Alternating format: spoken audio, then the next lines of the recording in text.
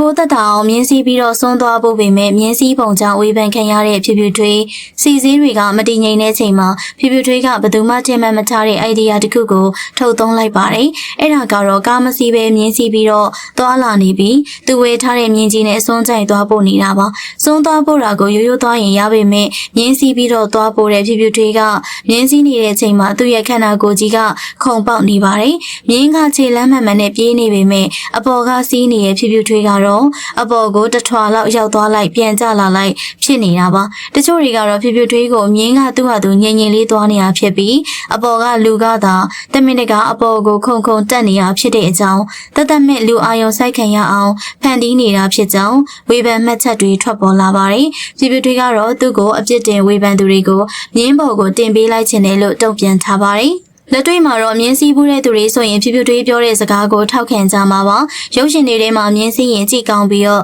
ငြိမ်ငြိမ်လေးသွားနေတယ်လို့ထင်ရပေမဲ့တကယ်အပြင်မှာမြင်းတစ်ကောင်အပြေးဆိုင်ပြီဆိုရင်အပေါ်ကစီးတဲ့သူကဟန်ချက်ညီဖို့လိုအပ်ပါတယ်ဖြူဖြူထွေးရဲ့အားသာချက်ကတော့ဝေဖန်မှုတွေနောက်ပြောင်ကဲ့ရဲ့မှုတွေကိုဟာတာအဖြစ်ပြောင်းလဲပြစ်နေတာပါမြင်းစည်းရင်နဲ့အပေါ်ကိုခုန်ခုန်တက်နေလို့တမင်လောက်တာပဲဖြစ်ဖြစ်တကယ်ပဲမြင်းကဆောင်းလို့ခုန်သွားတာပဲဖြစ်ဖြစ်ဖြူဖြူထွေးကတော့မြင်းစည်းရင်နဲ့လည်းလူတွေကိုပျော်ရွှင်အောင်လုပ်ပေးနိုင်ပါတယ်ဖြူဖြူထွေးရဲ့အမြင်စည်းပုံကတကယ်ပဲတဘာဝကြရဲ့လားဆိုတာကိုအမြင်လေးတွေပြောပြခဲ့ပါအောင်ရှင်